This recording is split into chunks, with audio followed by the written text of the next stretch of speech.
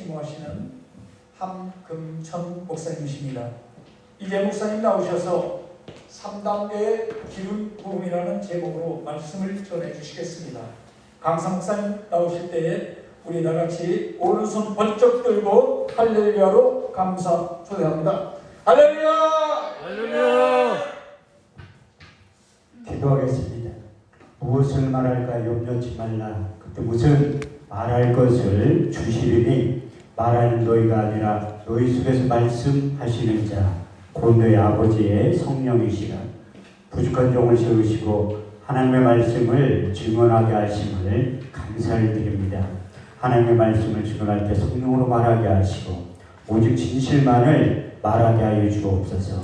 우리가 하나님의 말씀을 받을 때에 사람의 말로 받지 말게 하시고 오직 살아계신 하나님의 언약의 말씀으로 받아서 내 마음의 신비에 새기게 하여 주옵소서. 선포된 말씀에 굴복당하게 하시고 선포된 말씀이 내 삶을 주관케 하시고 이끌고 나가게 하여 주옵소서. 이 시간 주의 성령이 강하게 역사하시고 운행하시고 기름 부어주시고 일하신 절정의 시간이 되게 하여 주옵소서. 땅의 시간과 하늘의 시간이 공존하게 하시고 땅의 사건과 반드시 하늘의 사건이 동시에 일어나게 하여 주옵소서. 이 세상과 하나님 나라를 앞당겨서 이 세상과 하나님 나라를 동시에 살아가게 하여 주옵소서. 이 예배 가운데 거룩한 간유를 한량없이 부어주시되 개인적인 기름 부음이 임하게 하시고 더 나아가 집단적인 기름 부음이 임하게 하여 주셔서 그때 내 무거운 짐이 어깨에 떠나고 멍에가 벗어지되 기름진 가닥에 멍에가 그의 목에서 부러지게 된다고 하신 이사야 10장 27절 말씀이 이루어지게 하여 주옵소서. 왕의 기름 부음이 제사장의 기름 부음이 선지자의 기름 부음이 충만하게 임하게 해 주셔서 우리의 삶 가운데 인생 가운데 사역 가운데 하나님의 성품이 크게 나타나게 하시되 레위기 10장 3절 말씀대로 나타나게 하여 주옵소서.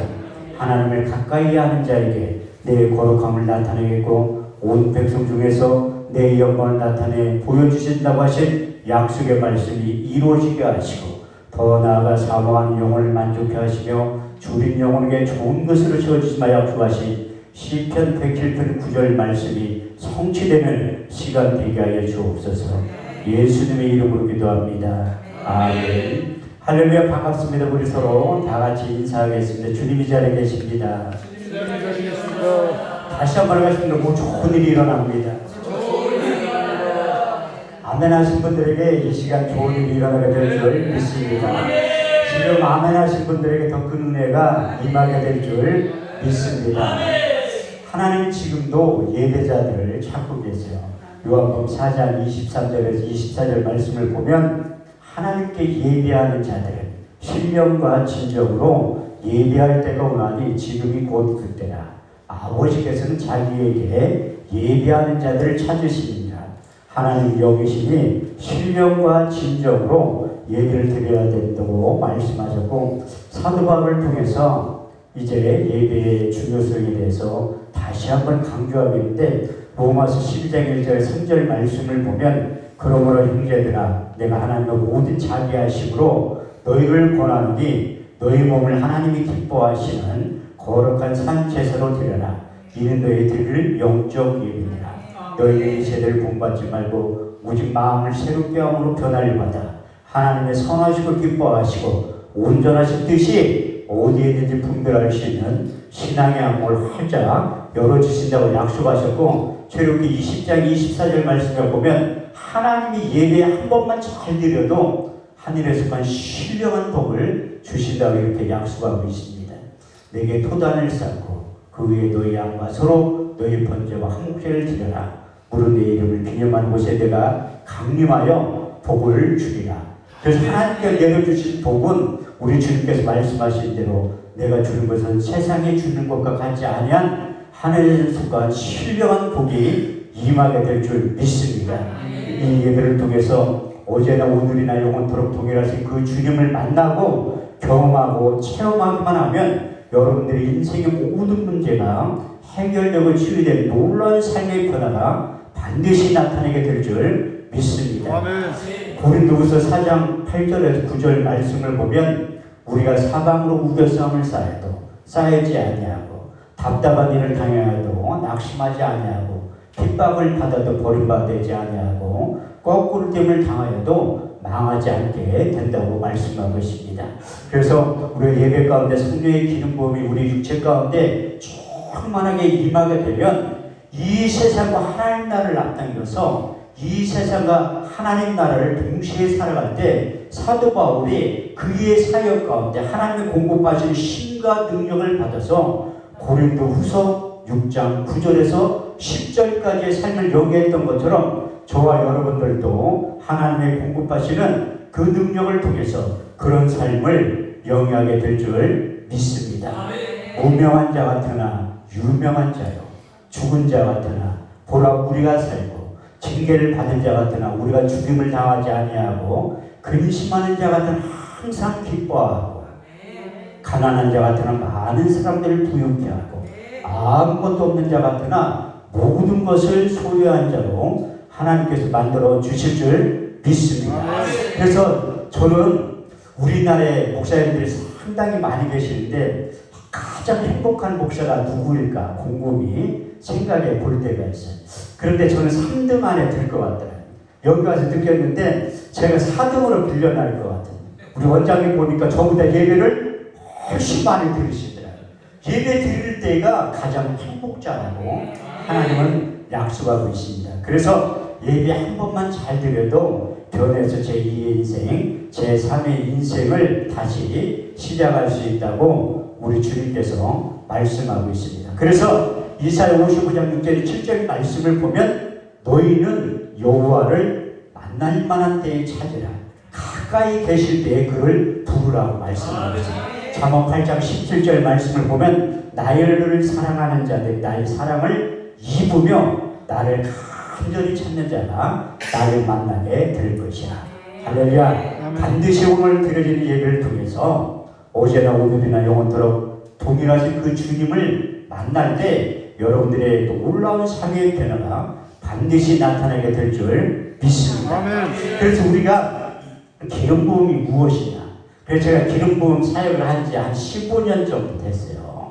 그래서 웬만한 요즘 기도원 같은 데서는 사역을 못하게 하지 않기 때문에 이 기름 부음에 대해서 5시간 설교를 해야 되는데 그걸 1시간을 함축해서 여러분들에게 성경에 말하는 기름 부음이 이런 거구나.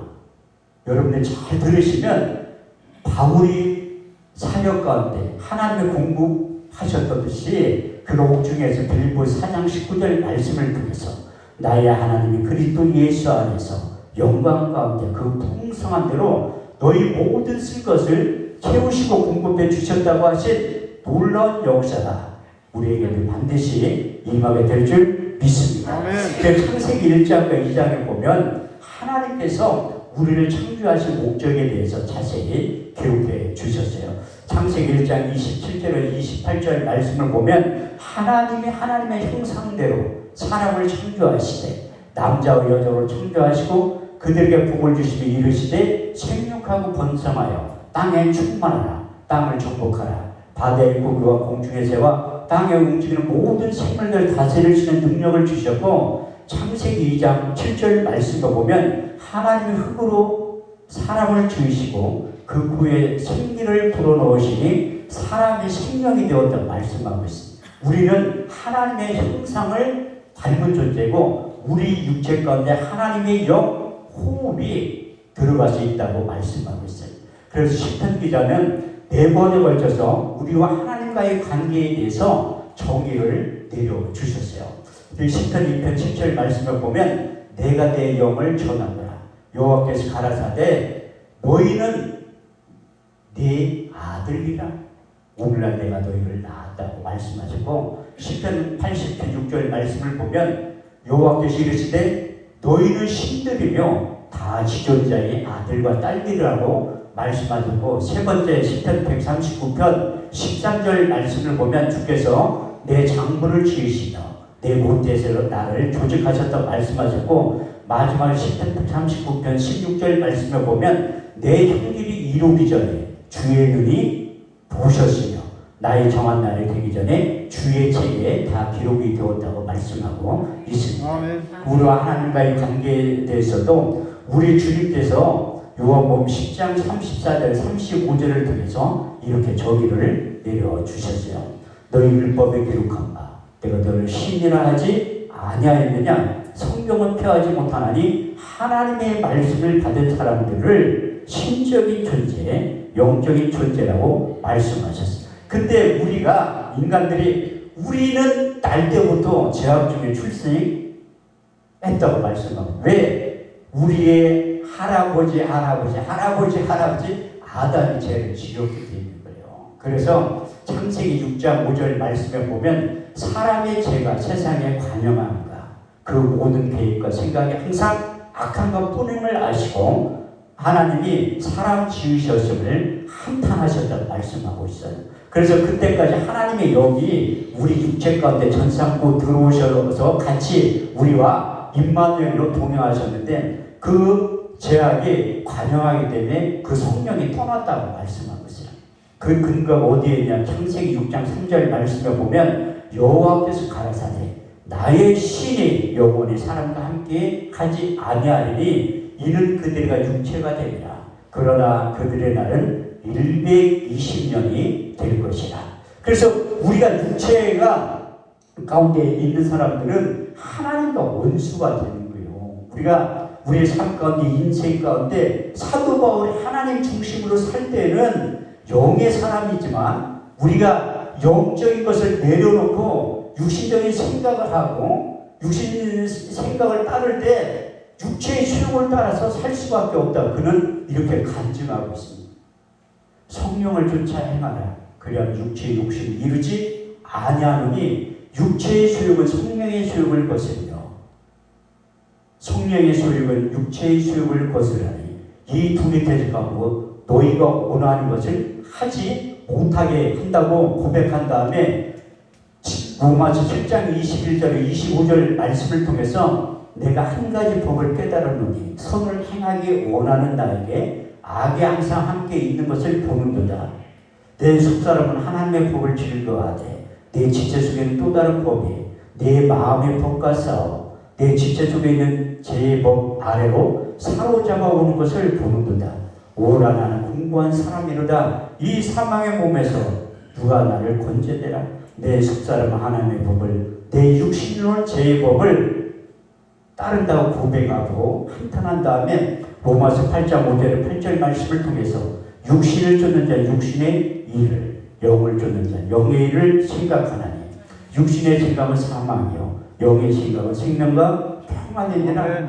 육신의 생각은 하나님과 원수가 되나니 이는 하나님의 법에 굴복지 아니할 뿐 아니라 할 수도 없느니라. 육신에 있는 자는 하나님을 기쁘시게 할 수 없다고 그는 고백하고 간증하면서 철저히 모세의 글과 선지자의 글과 시편에 기록된 하나님의 약속의 말씀을 다시 한번 읽기 시작했어요. 그래서 그 사도 바울이 하나님의 말씀을 읽을 때 출애굽기 30장 읽으면서 하나님께서 만들었던 거룩한 관유에 대해서 조명하기 시작합니다. 출애굽기 30장 22절에서 29절 말씀을 보면 하나님께서 모세를 통해서 거룩한 관유를 만드는 방법, 제조하는 방법을 구렘수까지 정확하게 가르쳐 주시죠. 여호와께서 모세에게 일러 가라사대 너는 상등 한 통을 취하되 액체 물량 500세겔과 그 반수의 한 개를 육개 250세겔과 계피 500세겔을 성수의 세겔대로 하여 감낭기름 한 인을 취하여 그것으로 거룩한 간유를 만들 때 향을 제조하는 법대로 향기름을 만들지니 그것이 거룩한 간유가 될지라. 너는 그것을 해막과 증거에 바르고 상과 그 모든 기구며 등대와 그 모든 기구며 분향단과 물두방과 받침대에 발라 그것들로 거룩하게 지성물로 구별하라. 무릇 이것에 접촉하는 것마다 거룩하게 구별되리라. 아멘. 하나님께서 모세를 통해서 거룩한 간유를 만들게 하신 다음에 그 거룩한 관유가 발라지고 칠해지는 그 모든 물건을 이제 성물로 변화가 됐다고 말씀하고 있습니다. 이 기도 안에 있는 모든 물건이 보이지 않는 거룩한 관유가 칠해지고 발라져 있기 때문에 성물이라고 하는 이유가 바로 거기에 있어요. 여러분들이 이게 비싼 거는 소중하게 여기지만 이 기도원 안에 있는 종이컵 하나라도 여러분들이 소중하고 귀중하게 여기셔야 돼요. 왜? 거룩한 간과 발라져 있기 때문에. 그래서 하나님께서 그 거룩한 간유를 기구에 바르면 성물로 변하지만 그 거룩한 간유를 위에서부터 사람의 몸에 부으면 왕의 기름 부음, 제사장의 기름 부음, 선지자의 기름 부음이 임하면 이로부터 한시적으로 능력이 임하게 된다고 아멘. 성경은 약속하고 있습니다. 출애굽기 30장 30절 말씀을 보면 그 제사장의 기름 부음에 대해서 이렇게 자세히 기록되어 있습니다. 아론과 그의 아들들에게 기름을 발라 그들로 거룩하게 하고 제사장의 직분을 행하게 된다고 말씀하셨고, 열왕기상 19장 14절 말씀을 보면 너는 엘리사에게 기름을 부어 선지자의 역할을 감당하게 된다고 말씀하셨고, 열왕기하 9장 3절 말씀을 보면 기름병을 가지고 와서 그 머리에 부으며 이르기를 내가 내게 기름을 부어 이스라엘 왕이 된다고 말씀하고 있습니다. 그래서 이제 이스라엘 왕 초대하는 사울 왕 다음에 사울왕 한 번의 기름 부음이 임한 다음에 기름 부음이 임할 때 이런 현상이 나타나요. 사무엘상 10장 6절 말씀을 보면 내게는 여호와의 크게 임하리니 너는 그들과 함께 예언을 하고 변하여 새 사람이 되리라. 왜? 사울왕은 한 번의 기름 부음이 임했기 때문에 이제 하나님의 약속의 말씀을 믿음으로 순종하지 않은 거예요. 그래서 사무엘상 15장 22절 그 유명한 말씀이 등장하게 됩니다. 순종이 제사보다 낫고 듣는 것이 수양의 기름보다 나으니라. 할렐루야. 그래서 하나님이 사울왕을 폐하신 다음에 다윗을 선택하게 됩니다. 그래서 하나님의 선지자 사무엘 선지자를 부른 다음에 모세를 통해 만들었던 그 거룩한 가면을 들고 와서 이새의 아들들 가운데 내가 지명하는 그에게 기름을 부으라고 말씀하셨어요. 근데 우리가 하나님의 영으로 감동된 사무엘 선지자도 자기의 생각에 앞설 때가 있다는 거예요. 사무엘상 16장 6절에 7절 말씀을 보면 그들이 들어오니 엘리압 그 사무엘 선지자가 엘리압을 보고 그 마음에 이르기를 여호와의 기름 부으실 자가 과연 이 앞에 있도다. 그때 여호와께서 사무엘에게 이르시되 너는 그 용모와 신장을 보지 말라. 내가 이미 그를 버렸노라. 나의 보는 것은 사람의 보는 것과 같이 아니하리니 사람은 외모를 보거니와 나 여호와는 중심을 보느니라. 그래서 하나님의 보는 선명한 기준이 사람과 다르다는 거예요. 그래서 엘리야도 얼마나 잘생겼냐면 제가 볼 때 저 뒤에 앉은 저 젊은 친구가 엘리야처럼 키가 크고 잘생겼죠. 그래서 사무엘 선지자도 착각하게 만든 거예요. 우리가 하나님의 영으로 감동된다 할지라도 하나님이 지시하는 것에 순종하라고 말씀하고 있어요. 이사야 55장 8절에 9절 말씀을 보면 내 생각은 너의 생각과 다르며 내 길은 너의 길과 달라서 하늘이 땅보다 높은 같이 내 생각은 너의 생각보다 높다고 말씀하고 있어요. 그래서 하나님께서 사무엘 선지자를 책망하신다. 내가 지명한 이에게 기름을 부으라고 말씀합니다. 그래서 이제 엘리압이 지나갔는데도 하나님이 응답했어요. 두 번째 아들 아비다는 지나갔는데도 응답했어요. 세 번째 아들 삼마가 지나갔는데도 하나님은 잠자고 계십니다. 네 번째, 다섯 번째, 여섯 번째, 일곱 번째 아들이 지나갔는데 하나님의 음성은 들리지 않는 거예요. 여기 목사님들이 많이 계시는데 우리가 일을 열심히 하는 게 중요한 게 아니라 하나님이 지시한 일을 해야 된다. 아멘. 로마서 14장 23절 말씀을 보면 저는 그 말씀을 읽다가 충격을 받았습니다. 믿음으로조차 행하지 않는 게 죄라고 성경은 경고하고 있다는 것을 여러분들이 알아야 할 것입니다. 그래서 하나님의 음성이 들리지 않으니까 내 아들이 정부이냐 이사야한테 물어봤습니다. 8번째 아들이 있는데 들에 나가서 양을 치고 있다고 하니까 그 아들을 데려오라고 했어요. 그 아들이 오기 전까지는 내가 식사 자리에 앉지 않겠다고 하니까 사람을 시켜서 다윗을 데려오고, 다윗이 들어오는 순간 성경은 이렇게 기록하고 있습니다. 사무엘서 16장 11절 12절 말씀을 보면 이가 그리 일어나 기름을 부어라. 사무엘이 기름병을 취하여 그의 아들 가운데 그에게 기름을 부었더니 이날 이후로 여호와의 신이 크게 감동되니라. 그래서 거룩한 간이가 사람의 몸에 칠해지고 발라져 있을 때 먼저 첫 번째 나타나는 현상이 여호와의 신에게 크게 감동된다. 그렇지만 그의 삶의 변화는 즉시 일어나지 않았습니다. 신기간이 좀 필요한 다음에 두 번째 기름 부음이 임할 때 유다 성읍에 왕이 되었다고 말씀하고 있습니다. 사무엘의 2장 4절 말씀을 보면 유다 사람들이 와서 거기에서 다윗에게 기름을 부어 유다 성읍의 왕을 삼았다고 말씀하고 있습니다. 그렇지만 이스라엘 전체를 다스릴 수 있는 왕 중의 왕으로는 기름 부음이 임하지 않았어요. 세 번째 3단계의 기름 부음이 임할 때 이스라엘 전체를 다스릴 수 있는 왕 중의 왕으로 세우심을 입게 되었다고 사무엘 5장 3절 말씀은 이렇게 기록하고 있습니다. 이스라엘 모든 장로들이 헤브론에 이르러 왕 앞에 나오매 다윗이 하나님과 언약을 세우매 이스라엘 장로들이 다윗에게 기름을 부어 이스라엘 왕으로 삼았다고 말씀하고 있습니다. 그래서 이제 3단계의 기름 부음이 임한 다음에 다윗이 이스라엘 전체를 다스릴 수 있는 왕권이 임하게 됩니다. 그래서 성경은 다윗의 평가에 대해서 하나님과 주변 사람들을 이렇게 평가하고 있는데 역대상 29장 26절에 28절 말씀을 보면 이새의 아들 다윗이 이스라엘을 치리한 날짜는 40년이라 헤브론에서 7년을 치리하였고 예루살렘에서 33년을 치리하였더라.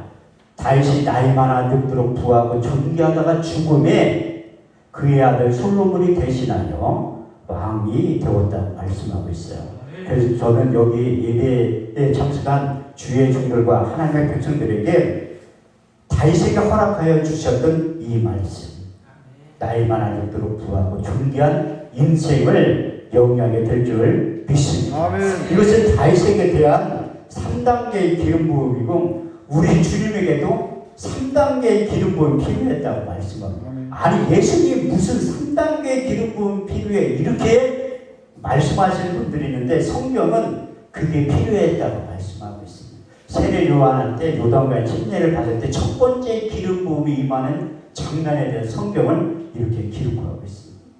마태복음 3장 16절에서 17절 말씀을 보면 예수께서 세례를 받으시고 물에서 올라오실 때 하늘이 열리고 하나님의 성령이 비둘기같이 내려 자기 위에 임하심을 보시더니 하늘로서 소리가 있어 말씀하시되 이는 내 사랑하는 아들이요 내 기뻐하는 자라 하십니다.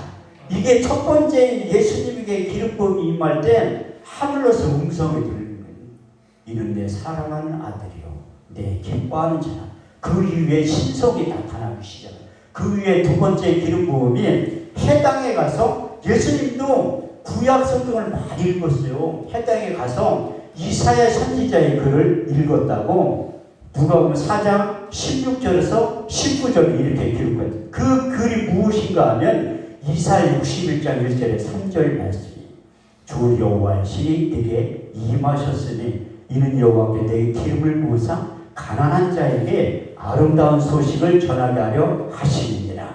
나를 보내사 마음이 상한 자를 고치며 포로된 자에게 그 자유를 갇힌 자에게 노임을 전파하며 여호와의 은혜와 우리 하나님의 신하는 날 전파하되 무릇 시온에 슬퍼하는 자에게 화가를 주어 그 죄를 대신하며 희락의 기름으로 그 슬픔을 대신하며 찬송의 옷으로 그 근심을 대신하시고 그들로 의인나무 곧 여호와께 심으신 바 그 영광을 나타날 자라 일컬음을 얻게 하려 하셨느니라. 아멘. 그 말씀을 읽을 때 두 번째 기름 부음이 임한 이후에 우리 주님께서 이런 사역을 하게 되셨다고 말씀하고 있습니다. 주의 성령이 내게 임하셨으니 이는 여호와께 내게 기름을 부으사 가난한 자에게 복음을 전하게 하시려고 포로된 자에게 자유를, 눈먼 자에게 다시 보게 함을 전파하며 주의 은혜를 전파하는 사역을 하게 하셨다는 말씀하셨어요. 세 번째 기름 부음이 임할 때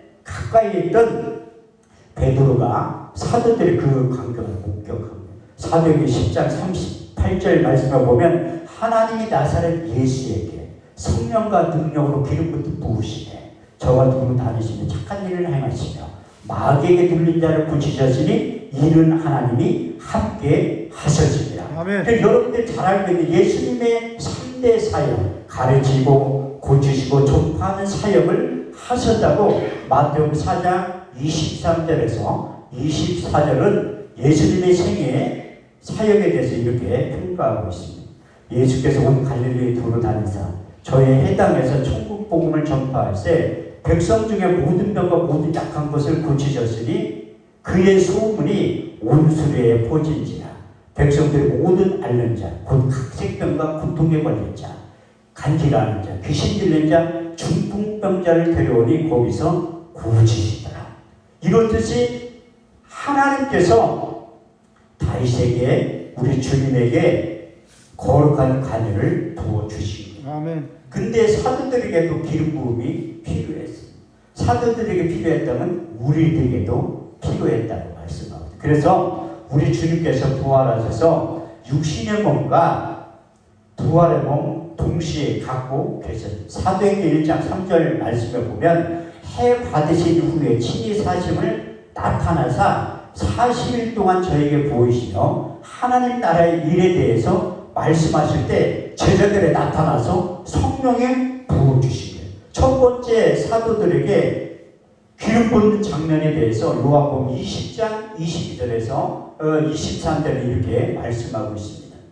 예수께서 가라사대 너에게 평강이 있을지어다. 아멘. 아버지가 나를 보내신 것 같이 나도 너희를 보내느라 이 말씀을 하시며 저희를 향하여 숨을 내쉬며 가라사대 성령을 받으라 나의 영을 받으라 나의 숨을 받으라고 외치신 거예요. 그래서 창세기 2장 7절 말씀이 회복이 되고요.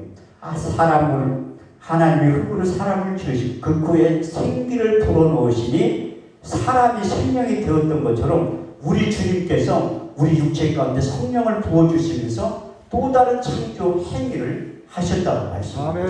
그 첫 번째 기름 부음이 임할 때 우리 육체 가운데 마음이 평강이 임하는 이유가 바로 거기에 있어요.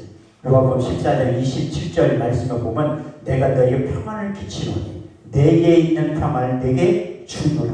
내가 주는 것은 세상이 주는 것 같지 아니하리니 너희는 마음에 근심하거나 두려워하지 않게 된다고 말씀합니다. 이것은 끝나는 것이 아니라 사도들에게 두 번째 기름 부음이 임할 때 방언을 말하기 시작했다고 말씀하고 있어요. 두 번째 기름 부음이 임하는 장면이 사도행전 2장 1절에 13절 말씀에 보면 오순절날이 이미 이름에 저희가 다 같이 한 곳에 모였더니 호련히 하늘로부터 급하고 강한 바람 같은 소리가 있어 저희 앉은 온 집에 가득하며 불의 혀같이 갈라지는 것 저희에게 보여 각 사람 위에 임하여 있더니 저희가 다 성령의 충만을 받고 성령의 말하게 하심을 따라 다른 방언으로 말하기를 시작하니라.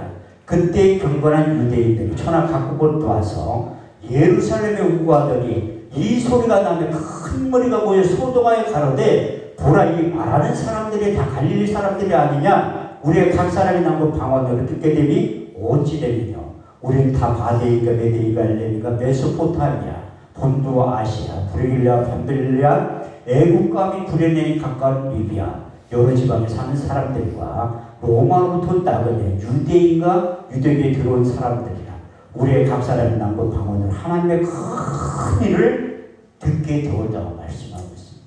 그래서 두 번째 기름 부음이 임할 때 하나님의 큰 일을 듣는 놀라운 역사가 나타나게 되는데 여러분들에게도 기름 부음이 임할 때 하나님의 놀라운 역사가 나타나게 될 줄 믿습니다.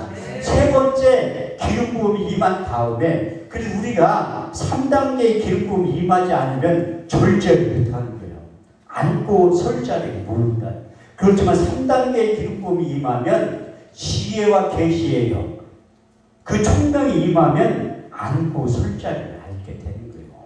그래서 그 세 번째 기름 부음 임할 때 사도행전 4장 31절 말씀을 보면 빌기를 당하니 모든 곳이 진동하더니 저희가 다 성령에 충만하여 담대히 하나님의 말씀을 증거하니라. 그래서 대제사장 서기관 바리새인들 앞에서 사도들이 나가서 내가 보고 들은 예수를 증거하지 않고서는 견딜 수 없는 뜨거운 마음을 주시는 그분이 오시면 기름 부음 임하면 예수님에 대해서 자세히 가르쳐 주신다고 우리 주님께 직접 말씀하셨어요. 우리 주님께서 마지막 오별 설교 내용 가운데 보혜사 진리의 성령에 대해서 4번에 걸쳐서 가르쳐 주시고 첫 번째 요한복음 14장 16절 18절 말씀을 보면 내가 아버지께 구하겠으니 그가 또 다른 보혜사를 너에게 주사 영원토록 너희와 함께 있게 하시리니 저는 진리의 영이라. 이 세상은 능히 저를 받지 못하나니 이는 저를 보지도 못하고 알지도 못합니다. 그러나 너희는 저를 아나니 저는 너희와 함께 거하시고 또 너희 속에 계시겠습니다. 내가 너희를 보호하지 버려두지 아니하고 너희에게 다시 오게 될 것이야. 이 말씀을 아주 두 번째 요한복음 14장 26절 말씀을 통해서 부의사 곧 아버지께로부터 너희에게 보내줄 성령 그가 너희에게 모든 것을 가르치시고 내가 말한 모든 것을 생각나게 하시라. 저는 요한복음 14장 26절 말씀이 경험이 되고 체험이 된 목사 중에 한 사람이에요. 제가 내일 새벽 예배 때 학자예요 학자의 길에 대해서 설교를 하려고 해요. 그래서 제가 왜 그렇게 머리가 좋게 저는 머리가 좋은 목사가 아니에요. 그래서 한 주간 동안 집회를 끝나면 목사님한테 물어봐 IQ가 몇이냐고. 그래서 하도 질문을 받아가지고 제가 IQ 검사를 한 적이 있어요. 검사를 해보니까 원래 멘사 회원이 되려면 165 정도 돼 멘사 회원이 되거든요. 그래서 제가 검사를 해보니까 200 정도 나오대요. 200 정도. 머리 상당히 좋죠. 우리 딸하고 합쳐서 200이라는. 오늘 찬양인도 아시 목사님들보다 내가 머리는 훨씬 나쁘다. 그런데 요한복음 14장 26절 말씀이 경험이 되고 처음이 됐기 때문이에요. 그분이 오시면 예수님에 대해서 가르쳐 주시고 생각나게 하십니다. 생각나게 하는데 제가 머리가 어떻게 이걸 다 외워가지고 할 수가 있습니까? 생각나게 하십니다. 그래서 두 번째 부에서 진리의 성령에 대해서 가르쳐 주시는 모르니까 세 번째 요한복음 15장 26절 말씀을 통해서 아버지께로부터 너에게 보낼 보혜사 곧 아버지께로부터 나오시는 진리의 성령이 오실 때에 그가 나를 증거하시고 그분이 오셔야지만 예수님에 대해서 증거하시죠. 그래도 깨닫지 못하니까 요한복음 16장 7절 9절 말씀을 통해서 마지막으로 말씀하십니다. 내가 실상을 말하느니 내가 떠나가는 것이 너희에게 유익이라. 가면 내가 보혜사를 너희에게 보내리니 그가 와서 죄에 대하여 의에 대하여 심판에 대하여 이 세상을 책망하시리라. 죄에 대하여 너희가 나를 믿지 아니하며 의에 대하면 내가 아버지께로 가서 너희가 나를 보지 못하며 심판에 대하여라면 이 세상 임금의 심판을 받으느니라. 그런데도 모르니까 요한복음 16장 13절 말씀을 통해서 보혜사 진리의 성령에 대해서 결론을 내려주십니다.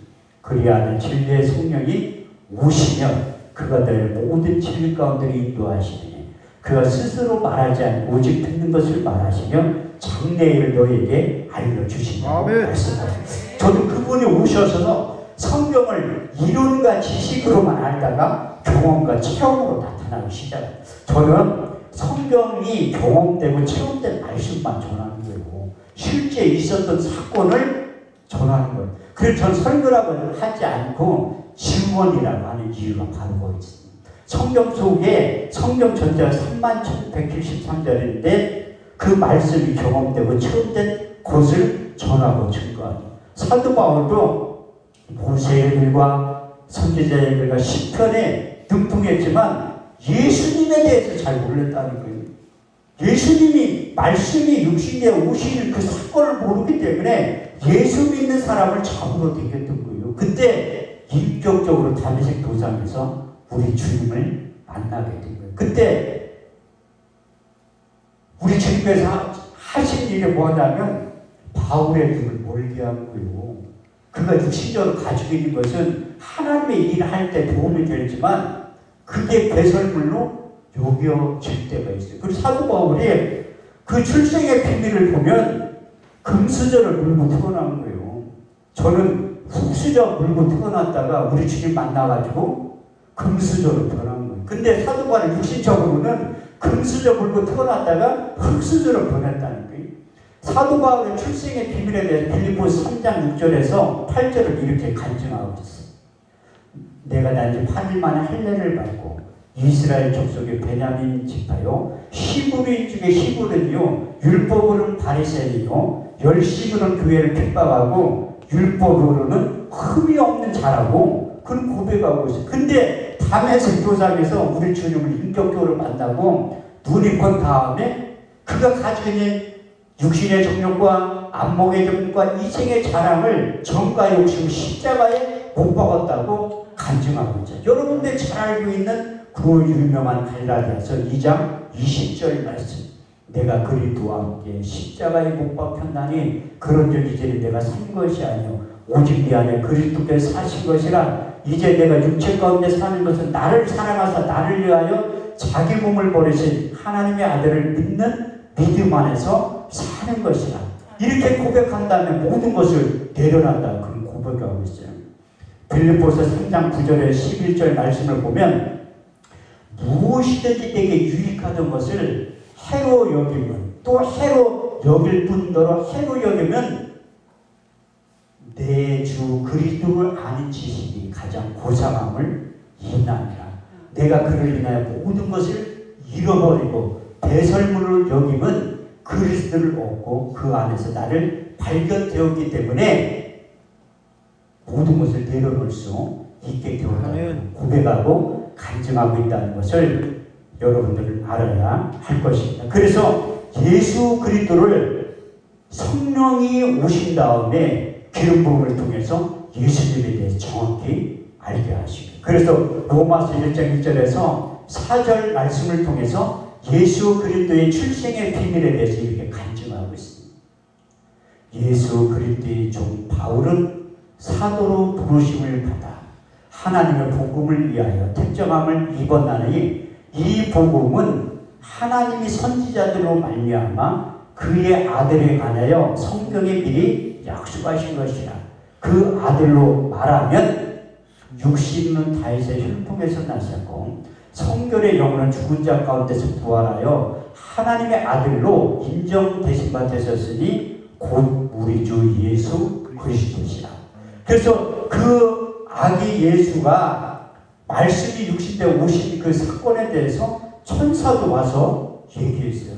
여러분들이 잘 알고 있는 누가복음 2장 11절에서 12절 말씀을 보면 오늘날 다윗의 동네에 너희를 위하여 구주가 나셨으니 곧 우리 주 예수 그리스도라.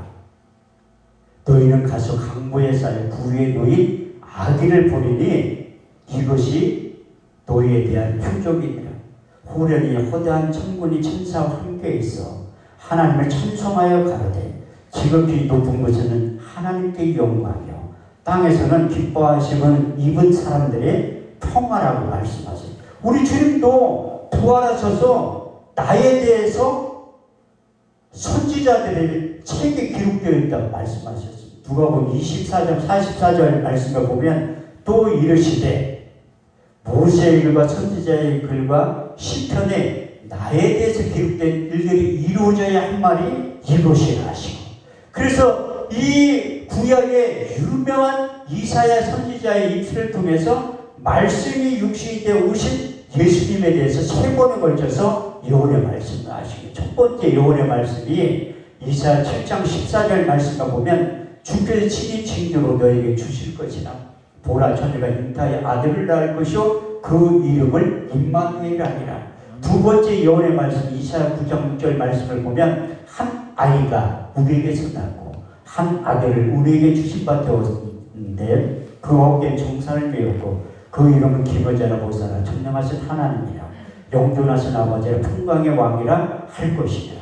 마지막 세 번째 예언의 말씀을 통해서 그 예수가 인류의 대성령으로 나타나서 십자가의 중심과 그 과정과 이유에 대해서 이사야 53장 1절에 6절 이렇게 말씀하고 있습니다. 우리의 전한 것을 누가 믿었느냐? 여호와의 발이 네게 나타나느냐? 그는 주 앞에서 자랑하기를 연한 순 같고 마른 땅에서 난 줄기 같아서 고운 모양도 없고 풍채도 없은즉 우리의 보기에 흠모할 만한 아름다운 것이 없도다. 그는 멸시를 받아서 사람에게 실어버린 바 되었으며 간구를 많이 겪었으며 질고를 아는 자라. 마치 얼굴을 가리고 사람을 바라보지 않음을 받는 자 같아서 멸시를 당하였고 우리도 그를 귀히 여기지 아니하였도다. 그는 실로 우리의 질고를 지고 우리의 슬픔을 당하였거늘 우리는 생각하기를 그는 징벌을 받아서 하나님께 맞으며 고난을 당한다 하였느라. 그가 찔림은 우리의 허물을 인하며 그가 상함은 우리의 죄악을 인하니라. 그가 징계를 받으면 우리가 평을 누리고 그가 채찍에 맞으면 우리가 나음을 입었도다. 우리는 다 양같아서 그를 택하여 각기 제 길로 가거늘 여호와께서 우리의 무리의 죄악을 그에게 담당시키셨도다. 이런 뜻이 하나님이 선지자의 입술을 통해서 약속하신 언약의 말씀은 하나님의 때에 하나님의 방법으로 반드시 나타나기 시작합니다. 10편 89, 34절 말씀을 보면 내 언약을 파하지 아니하고 내 입술에 낸 것도 변치 아니하리라. 민수기 23장 19절 말씀을 보면 여호와는 인생이 아니시니 거짓말하지 아니하시고 인자가 아니시니 후회가 없으시다. 오직 말씀하신 바 행치 아니하시고 하신 말씀을 실행치 아니하시다. 구약의 선지자를 통해서 약속하신 언약의 말씀이 700년이 지나서 성취된 장면 마태복음 1장 18절에서 23절은 아기의 탄생에 대해서 이렇게 말씀하고 있습니다. 예수 그리스도의 나심은 이러하니라. 그 모친 마리아가 요셉과 정혼하고 동거하기 전에 성령으로 잉태된 것이 나타났더니 그 남편 요셉은 의로운 사람이라. 저를 드러내지 않고 가만히 끊고자 생각할 때에 주의 사자가 현몽하여 가로되 다윗의 자손 요셉아 내 아내 데려오기를 무서워 말라. 그의 잉태된 것은 성령으로 된 것이라. 아들을 낳으니 그 이름을 예수라 하라. 이는 자기 백성은 저희 죄에서 구원할 자이십니다. 이 모든 일에 된 것은 선지자로 하신 말씀을 오늘과 같이 이루려 하십니다. 볼지어다 처녀가 잉태하여 아들을 낳을 것이요 그 이름을 임마누엘 하리라 하셨으니 이를 번역한 즉 하나님이 우리와 함께 하셨습니다. 할렐루야. 이 뜻이 예수 그리스도의 이름을 통해서 하나님의 놀라운 역사가 여러분들의 삶 가운데 사역 가운데 표적과 학적을 반드시 나타나게 될 줄 믿습니다. 아멘. 누구보다도 예수 그리스도의 이름을 많이 사용한 바울은 골로새 3장 2절 3절 말씀을 통해서 하나님의 비밀인 예수 그리스도 그 안에 지혜와 지식과 총명과 모든 감추어진 부하가 담겨져 있다고 말씀하고 있어요. 그래서 여러분들 제가 설교를 이렇게 하니까 성경을 읽어주네 이렇게 하시는 분들도 있는데 여러분들 지루한 것 같아 남은 시간에 간증 한 가지를 한다고요. 이 간증은 민족공화운동본부 총재 이태희 목사님 제 설교를 한번 들은 다음에 수도기도는 사무실로 비서시켜서 내려오라고 하더라고요. 그러면서 딱 하시는 첫 마디가 성경 몇 번 읽었냐고 물어보더라고요. 좀 읽었다고 하니까 우리 민족공화운동본부에 한 목사 같은 부목사가 있어서 자랑스럽다고 해요. 그래서 저렇게 이태희 총재님이 제가 이렇게 하는 설교는 사람들을 통해 들었는데 직접 하시는 설교를 그때 일부러 수도기도원에 올라오신 거예요. 제가 한 주간 집회할 때 들으려고. 그러면서 한 목사 내가 선배로서 얘기하는데 그 간증은 꼭 해. 예, 알겠습니다. 그래서 집회하는 데마다 간증하는 거예요. 제가 치아가 상당히 남자친구 잘생긴 이 치아가 4천만 원 주고 한 거예요. 4천만 원 임플란트를. 저는 선교에 처음에 목회 초창기에 선교에 대해서 하나도 관심이 없었어요. 내가 빨리 교회를 개척해서 이제 교회를 부흥시켜야지 그런 생각을 했는데 제가 이 신학교를 일찍 갔어요. 86년도에 그 졸업을 90년도 초반에 했다는 게 그때 목사 안수 받았으면 목회를 30년 넘게 했죠. 근데 세상 가운데서 있다가 회개하고 돌아가는 거예요. 우리 딸 때문에. 저는 신령한 목사가 아니라 하나님의 음성을 그때 딱 한 번 들었어요. 너 목회할래? 내 딸 데려갈까? 이 얘기를 듣고 깜짝 놀라서 집에 가니까 우리 집사람들은 회개할 때가 됐대. 아니 무슨 회개할 때가 아직도 모르는데 자기가 하나님의 음성을 들었다는 거야. 어떤 음성을 들었냐니까 네 남편 목회 안 하면 우리 딸 이름이 하늘이거든. 하늘에 데려가. 내가 깜짝 놀랐어요. 그래서 그 다음날에 저기 하늘산 기도원에 회개하러 갔다는 거예요. 그러면서 이게 사역을 하는데 회개가 돌아와서 이제 교회를 개척하려고 하는데 제 생각은 그래도 내 나름대로 인물되지 실력되지 능력되지 하나님은 반드시 압구정동이나 청담동에 나를 개척시켜 주실 것이다. 그렇게 착각을 했었다는 거예요.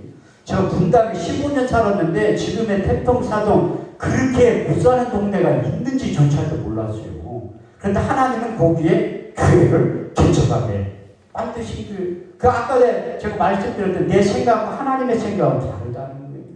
내 생각은 너의 생각과 다르며 내 길은 너의 길과 달라서 하늘이 땅보다 높은 같이 내 생각은 너의 생각보다 높으니라. 그래가지고 제가 거기서 태평사동에서 목회를 8년을 한 거예요. 내 기도 제목을 바꿔서 하나님 나 청담동이나 압구정동 아니어도 서울로만 보내주세요. 서울만 보내. 그런데 교회가 부흥돼서 이사가고 얼마나 좋겠어요. 보증금 다 까먹고 쫓겨나가지고 서울로 이사하게 돼요. 그런데 그 간증을 하려면 오래 걸리는데 제가 그 얘기를 하려고 하는 게 아니라 제가 어떤 선교사님을 만나게 된 거예요. 그래가지고 사우스 아프리카 짐바브웨에 2만 킬로 떨어진데 하나님이 날려보니까 거기서 한 달 동안 있으면서 그 선교사님 독일에서 유학을 하신 아주 똑똑하셔요. 이 독일에서 학위 받는 거 쉬운 거 아니에요. 공부를 웬만큼 해서는 학위 못 받는데. 근데 하나님이 그분을 짐바브웨로 보내신 거예요. 그래서 저 처음에 가가지고, 근데 제가 처음에 갔으니까 설교를 시키잖아요. 그 흑인들 볼 때 나는 이게 백인들은 많이 봤는데 흑인들 많이 볼 기회가 없잖아요. 근데 홍콩에서 비행기를 갈아타고 가는데 홍콩에서 남아프리카 공화국까지 비행기를 12시간 반 타고 갔어요. 거기서 딱 갈아타니까 야, 나 이제 아프리카 가는구나. 왜? 80%가 흑인이 타왔으니까. 냄새가 얼마나 나는지 그거 인종마다 특유의 냄새가 있어요. 그런데 흑인들은 나를 피해. 냄새 난다고. 나는 진짜 이게 환기가 되는데도 12시간 반 타고 다니는 너무 힘들더라고요. 거기에서 또 비행기를 타고 짐바브웨까지 2시간 또 가고, 그 짐바브웨에 거기 현지인 분야 목사가 리무진을 끌고 갔대. 한국에서 목사 온다고. 아, 그래도 대접을 해도.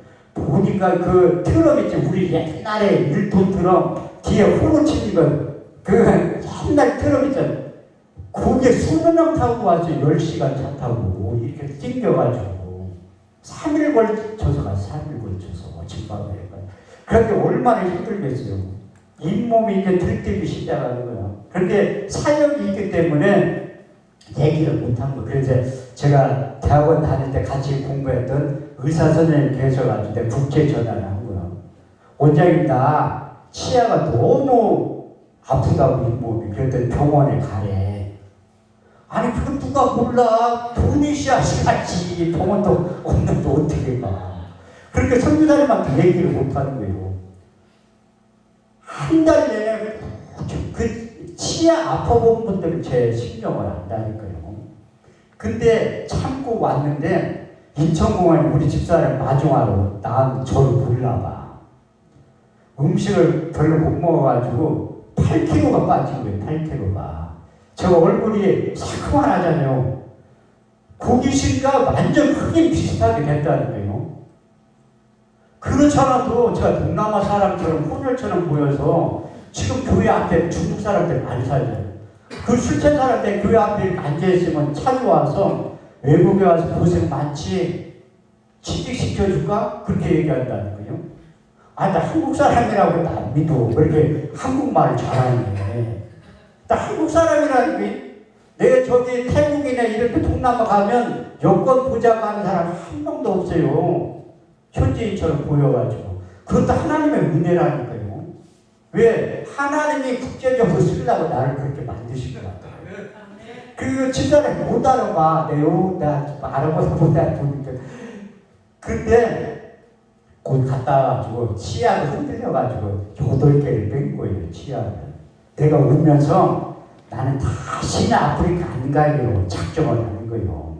근데 선교사님이 또 나를 부른 거야. 2번째. 안 간다고 하니까 짐바브웨에서 10개가 모여가지고 연합집회를 하는데 나를 강사를 부른다는 거야. 또 생각을 해가지고 내 신학교 다닐 때 찬송가 많이 불렀잖아요. 355장 부름받아 나서니 뭐 어디든지 가오리라. 근데 요즘 신학생들은 개사에서 불러요. 부름받아 나서니 뭐 경기도까지 가오리라. 시골은 안 간다니까 경기도까지.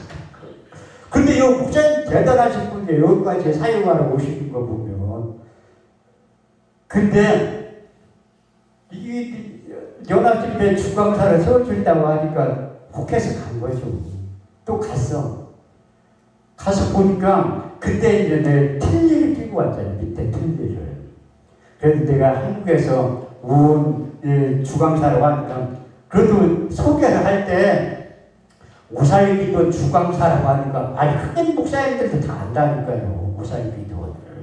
거기 주강사라고 하는 진짜 내 나름대로 주강 어떤 분은 한두 번 하고 주강사라고 하는데 저는 오살기도 20번 설교했어요. 그래도 양쪽기도원에 115번 하고 수동기도원에서 80몇 번 한 거예요. 설교를. 나름대로 마음에 그래도 오살기도 주강사라고 하는 거 뭐냐면 자체 성의할 때 불려가면 주강사예요.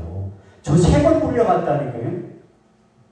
민족본부 운동본부에서 총재님 말고는 그렇게 3번 불려간 사람 나 혼자밖에 없어요. 뭔 그러니까 주강사라도 해도 되지. 그럴 때 흑인들이 난리가 났어. 내가 주일날 아침에 첫 스타트로 설교를 하는데 아침을 먹고 양치질을 해야 되잖아요. 양치질이 치아에 있는 걸 하고 빼서 해야 되는데 틀리기만 빼가지고 물을 씻잖아요. 물을 씻는데 그걸 놓쳤는데 틀리가 또 분리러지는 거야. 나는 그때 한국 마귀보다 아프리카 마귀가 상당히 세다는 걸 느낀 거예요. 이거 앰프가 잘 되다가 안 되잖아요. 11월 달에 왔을 때도 다 이루었다 그거 부르려고 못 부른 거예요. 못 부르게 해가지고. 그럼 우리들 여기서 30분 넘게 실갱이 했는데도 하긴 했잖아요. 그때 틀리가 뚝 분질러져가지고 문야 목사님한테 글루건 있냐니까 이런데 본드가 어딨냐.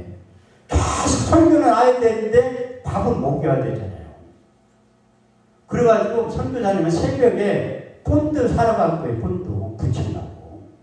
본드 어딨어? 본드 사러 가까운 데가 5시간 걸리는데 5시간. 여기에 저기 속초까지 가는데 5시간. 본드 사러 거기 갔다 왔다니까요. 본드가 어딨어? 시멘트 가게 가지고 순간 접촉제죠. 그거 2개 샀어요. 나는 그때 지금은 돈 아무리 많이 줘도 그걸 못 붙이. 이게 붙이면 2시간마다 떨어져요. 침이 묻어가지고. 그게 독극물이라는 거예요. 그때 또 믿음이 또 충만했잖아요. 믿는 자들에 따른 표적 5가지가 생각이에요. 믿는 자들의 이런 표적이 따르더니 저희가 내 이름을 귀신을 쫓아내며 새 방언을 말하며 뱀을 죽으며 무슨 독을 마실지라도 해를 받지 아니하여. 아멘. 아 무슨 독을 마셔도 해를 받지 않아. 뭐 본드 물고 있다고 뭐 해 받겠어요. 그렇게 한 달이 있다고 온 거예요.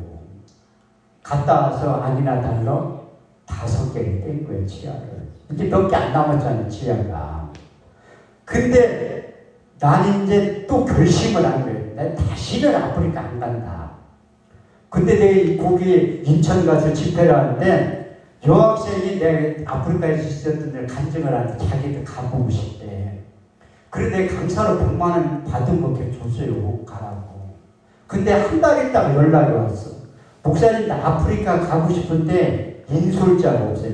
누구하고 할 거냐니까 자기 친구랑 그 한영신학대 다니나하고 이대 다니나하고 간데 인솔자가 없다는.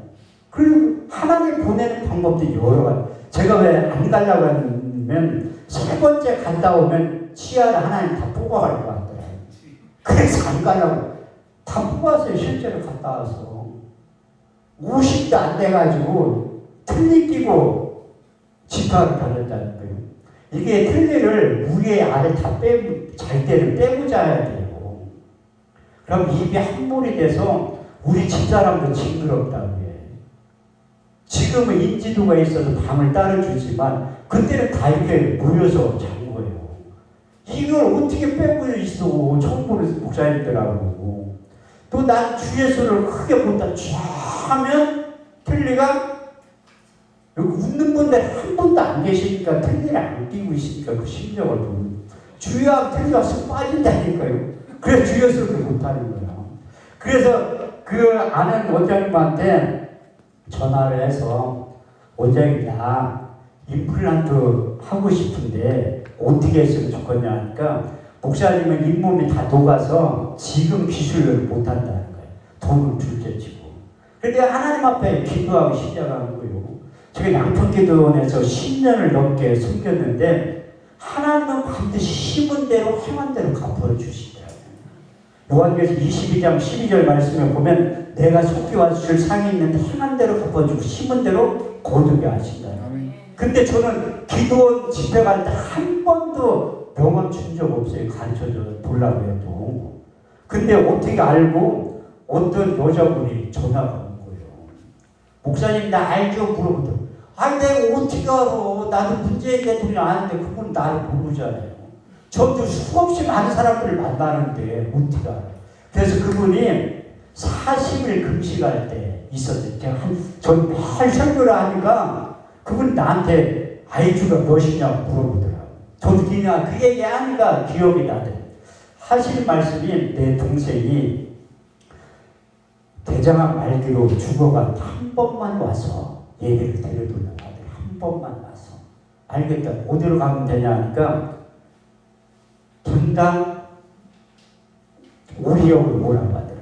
그리고 저희 분당 모래 살았으니까 찾아가서 딱 가서 보니까 진짜 환자가 누워있더라고요. 복수가 차가지고 기저귀 쳤고 그 형제가 6남매인데 다 박사아이가 있다고 하더라고요. 저를 불렀던 그 40일 금식했던 그 집사님이 미국의 유명한 대학, 이게 유튜브에 나갈 때 실명을 거론하면 안 되니까 그 유명한 대학에서 교수 생활 하다가 잘려가지고 한국에 와서 금식할 때 저를 만난 거예요. 그러면서 그 환자의 아내도 의사라고 하더라고요. 그 미국의 암으로 유명한 병원에서 치료하다가 못 고쳐준다고 해서 장례치료라고 데려갔다고 하더라고요. 그러면서 제가 거기서 설교를 하기 시작합니다. 예배를 잘 드려야지. 출애굽기 20장 24절 말씀대로 내게 포단을 잡고 그의 양가서로 너희 번째 한목제를 드려라. 물은 내 이름을 기념하는 곳에 대해 강림하여 복을 주리라. 예배를 드려야지 하나님 복을 주는 거예요. 제가 설교를 시작했는데 5시간 했어요. 5시간. 거실이 안 쳐. 왜? 저가 그 말씀을 보내요. 저희 고치사 이격에서 권종 되십니다. 그 말씀이 들어가서 움직이기 시작하면 말씀이 야훼의 역할을 하는 거예요. 잠언 4장 20절 22절 말씀을 보면 내 아들아 내 말에 주의하며 내가 이르는 것에 내 귀를 기울이라. 너는 그를 내 눈에서 떠나지 말고 내 마음속에 지켜라. 이것을 얻는 자가 생명이 되면 온 육체의 건강이 됩니다. 그 건강을 히브리 원문에 보면 하나님의 약속의 말씀이 약의 역할을 한다는 거예요. 근데 어떤 이쁘게 생긴 권사는 아멘소를 잘 하더라고요. 그래서 내가 빼기 할 줄 아냐니까 곱하기 나누기도 할 줄 아는데 그러면 내가 숙제를 하나 내볼 테니까 빼기를 한번 해보라고. 그 죽음에 대해서 1시간 동안 설교를 하고 우리의 연수가 70이요 강건은 80일지라도 그 연수의 자랑, 수구와 수분분이 신속기간이 우리가 날아가게 되나이다. 그래서 몇 살에서 80에서 자기 대안을 빼서 몇 살이라고 하더라고요. 권사님 잘 들으세요. 하나님을 위해 충성할 기회는 남은 시간 그거밖에 없다고. 그래서 설교를 다 끝나고 나오는데 그 권사님이 따라오더라고요. 직업병은 모쏠이에요.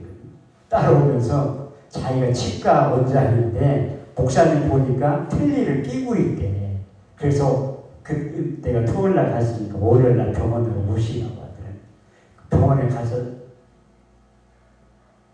이 검사를 다 한 거예요. CT 찍고 엑스레이 찍고 다 했는데 해준다는 말은 없어. 내가 그 간호사한테 물어봤어요. 견적이 어느 정도 나오냐니까 최하 4천만 원 이상 나온다고 하더라고요. 다 하려면. 그러면서 자기 동생이 좋아졌으니까 한 번만 더 가서 예배를 드려달라고 하더라고요.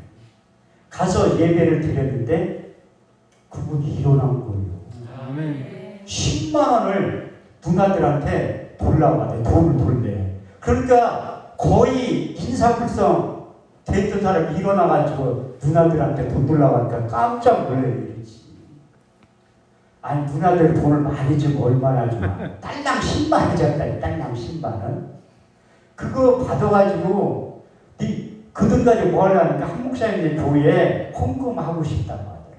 그래서 기념으로 화분을 2개 사서 지금도 이게 설마 사면 죽잖아요. 조화 화분 20만 원짜리 내 돈 보태가지고 살아서 지금도 있어요. 그러면서 그 원장님이 돈이 얼마나 들어갈지 몰라도 내가 다 해드리겠습니다. 그렇게 해서 이제 잇몸에다가 뼈 이식을 한 뼈가 다 녹아가지고 2번에 걸쳐서 한 거예요. 2번에 걸쳐서. 그러면서 마지막 날 수술 날짜를 잡은 거예요. 거기 병원이 큰 병원이라 원장이 한 명 있고 부원장 남자 의사들이 2명 있어요. 그런데 자기가 직접 해주고 싶다고 하더라고요. 그러면서 그 병원 옆에 한우 등심집이 유명한 집이 있다고 식사 대접을 하고 싶다고 하더라고요. 그래서 융숭하게 대접을 하는 거예요. 자기는 고기를 안 먹는데 그 식당 사장님이 도대체 이분이 누구길래 원장님이 이렇게 융숭하게 대접을 하냐니까 아는 목사님. 그래서 그분이 3cm, 2cm를 잘라가지고 입에 넣어주고 싶은데 자기가 여자라 못 넣어주고 그렇게 먹기 좋게 잘라주더라고요. 그래서 이제 식사를 하고 간호사 2명 붙어가지고 수술하기 전에 기도를 해보려고 하더라고요. 목사님 내가 임플란트 수술을 25년을 넘게 했지만 이게 큰 수술이라 기도해 보려고 하더라고요. 간절히 기도하고 난 다음에 밑에를 8개를 심은 거예요. 그러니까 6개월 지나고 나서 위에 상악을 또 8개를 심은 거예요. 그래서 위에는 더 위험해요. 수술하고 나서 그 다음날 일어났는데 얼굴이 이렇게 부은 거야. 우리 교회 성도들은 울어 다. 목사님 불쌍 이렇게 벗으니까. 그런데 울지 않는 여자 딱 2명이 있어요. 우리 딸내미하고 집사람이 안 울어. 남들도 우는데 안 운다는 거예요.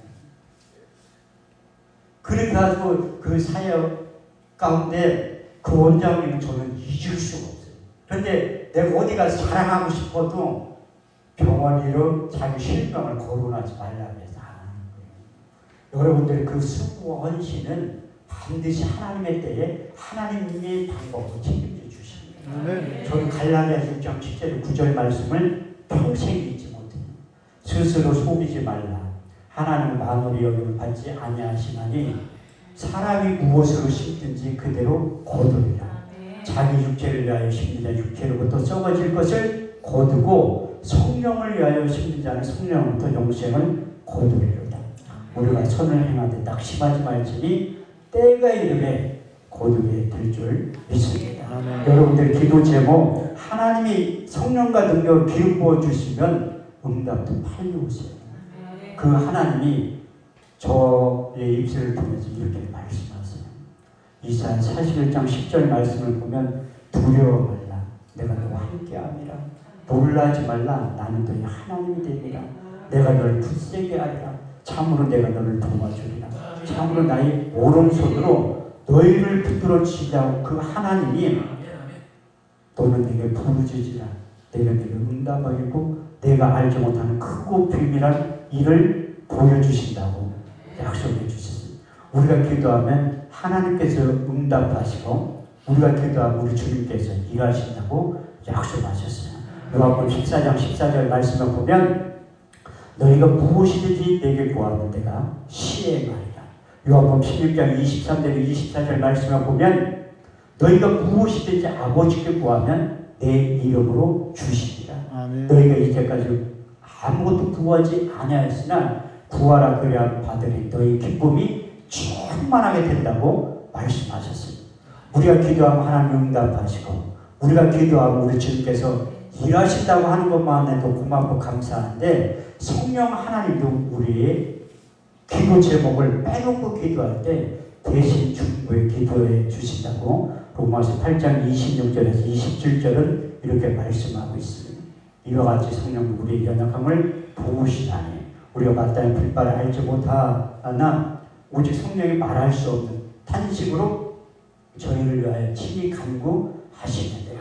마음을 감찰하시니까 성령의 생각을 아시나니 이는 성령이 하나님의 뜻대로 성도를 위하여 간구하시느니라. 아멘. 이 시간 여러분들이 기도할 때 하나님께서 기도 제목 1번부터 10번까지 응답해 주실 줄 믿습니다. 우리 복음성가 한 장